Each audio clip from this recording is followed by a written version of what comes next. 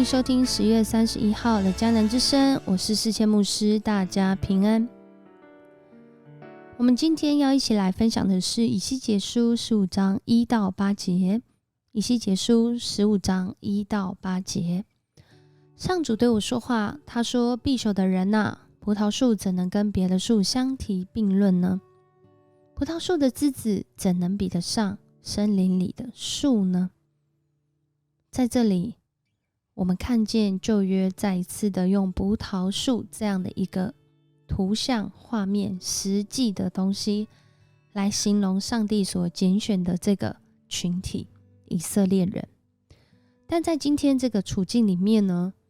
这个原来要按时结果子的葡萄树却成了不结葡萄的葡萄树，甚至他拿葡萄树的枝子拿来当柴火烧，不仅失去了它原来的功能，甚至误用了它的功用。而这葡萄树的枝子又怎能比得上森林里的树？森林里的这些枝子，这些树枝都要比葡萄树的枝子来的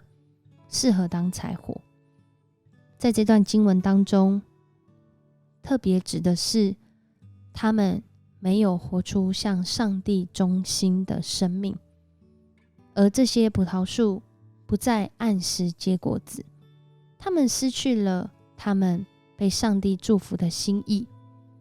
甚至他们拿来当火烧都没办法表现出那些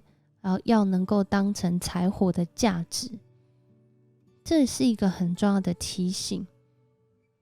当葡萄不结果子，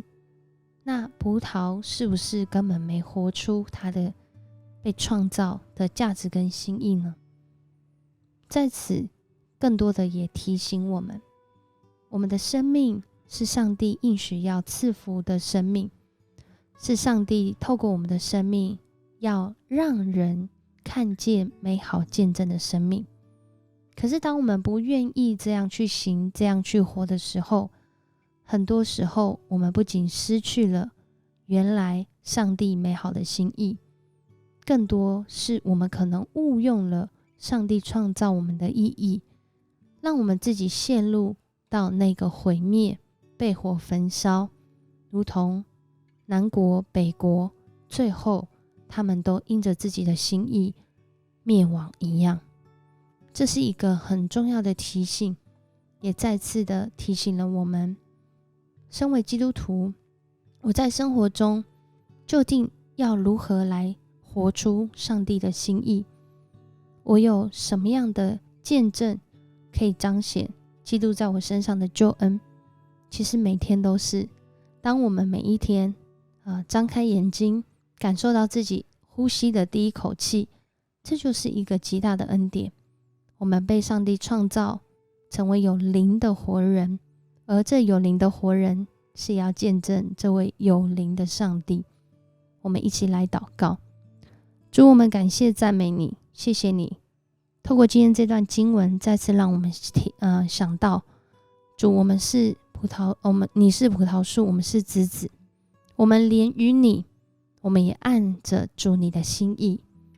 在主你的心意里面按时结果子。恳求主你帮助我们再次重拾主你对我们的应许，让我们再次看见主你美好的心意。主你的心意是要叫我们得生命，而且是丰盛的生命。恳求主你帮助我们转向你，